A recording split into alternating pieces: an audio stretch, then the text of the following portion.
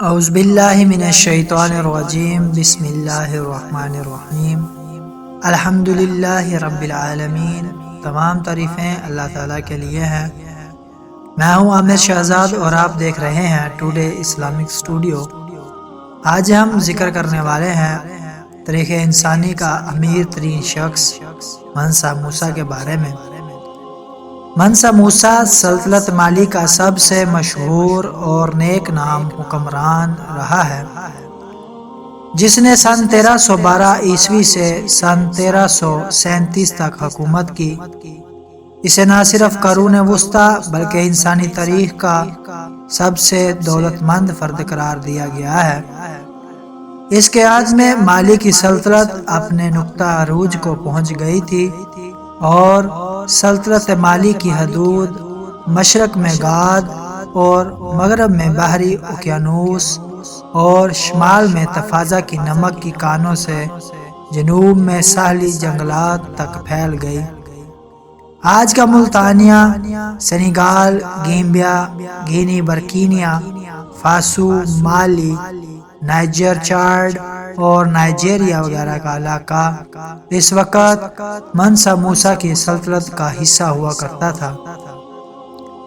منسا Musa امیر of Mali, lord of the mines of Wangara جیسے القابات سے مشہور تھا۔ انہوں نے مالی کی سلطنت پر اس دور میں حکومت کی جب وہ معدنیات اور بطور خاص سونے کے ذخائر سے مالا مال تھا۔ یہی وہ وقت تھا جب پوری دنیا میں سونے کی مانگ اپنے عروج پر تھی۔ ان کا اصل نام موسیٰ کی اول تھا، مگر تخت نشین ہونے کے بعد وہ منسا کہلائے، جس کا مطلب بادشاہ ہے۔ منسا موسیٰ کی دولت کا آج کے دور میں تخمینہ لگانا مشکل ہی نہیں بلکہ ناممکن ہے۔ پھر بھی ایک اندازے کے مطابق ان کی دولت تقریباً 400 ارب امریکی ڈالر کے برابر تھی۔ منسا موسیٰ کے دور حکومت کی مشہور ترین کہانی ان کا دورہ حج ہے۔ اس سفر میں منسا موسیٰ نے تقریباً 6500 کلومیٹر کا سفر طے کیا۔ واقعہ یہ ہے کہ جب منسا موسیٰ کو دیکھنے کی خواہش رکھنے والے ان سے ملنے گئے تو ان کے قافلے کو ہی دیکھ کر دنگ رہ گئے۔ لوگوں نے دیکھا کہ منسا موسیٰ کے کارواں میں تقریباً 60,000 افراد شامل تھے، جن میں سے 12,000 ان کے ذاتی پیروکار تھے۔ منسا موسیٰ جس گھوڑے پر سوار تھے، اس کے آگے 500 افراد کا دستہ چل رہا تھا، جن کے ہاتھوں میں سونے کی چڑیاں تھیں۔ منسا کے قافلے کے یہ پیش رو بہترین ریشم کا لباس استعمال کرتے تھے۔ یہ سفر اتنا پرشوق تھا کہ اس کی وجہ سے منسا موسیٰ کی شہرت نہ صرف اسلامی دنیا کے ایک بڑے حصے میں پھیل گئی بلکہ تاجروں کے ذریعے یورپ تک منسا موسیٰ کا نام پہنچ گیا۔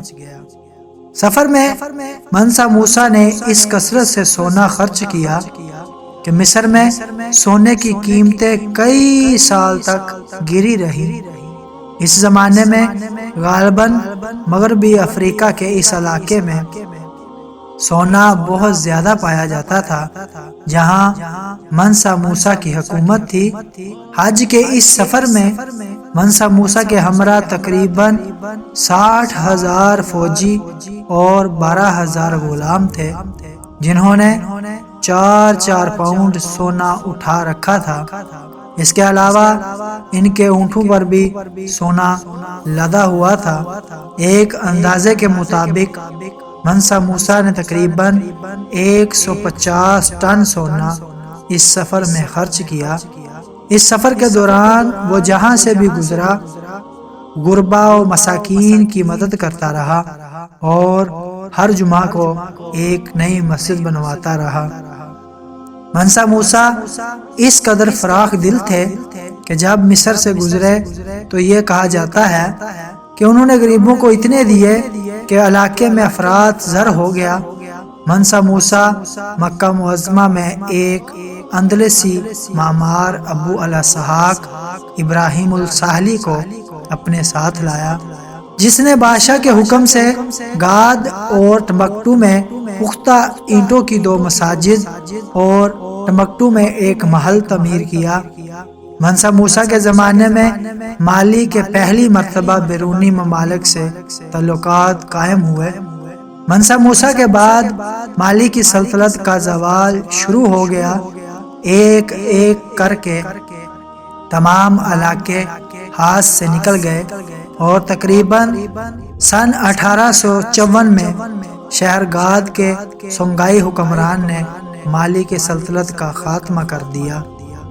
مشہور سیاح ابن بطوطہ نے اسی منسا موسیٰ کے بھائی سلیمان بن ابو بکر کی حکومت کے دوران مالی کی مملکت میں 1 سال سے زیادہ قیام کیا اور ٹمبکٹو کی بھی سیر کی اور علاقے کے مالی خوشحالی اور امن و امان کی تعریف بھی کی۔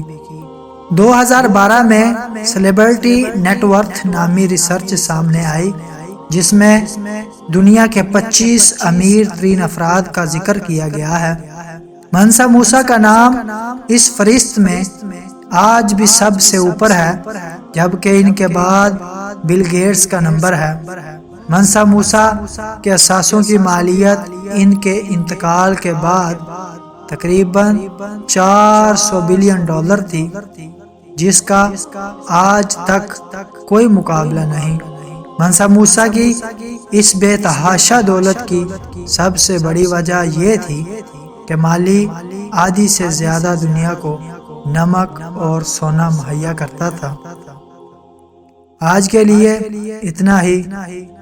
اگر آپ کو ہماری ویڈیو اچھی لگی تو پلیز ہمارے چینل کو سبسکرائب کریں، لائک کریں اور بیل کے آئیکن کو دبانا مت بھولیے تاکہ آپ کو ہماری مزید آنے والی اچھی ویڈیوز مل سکیں۔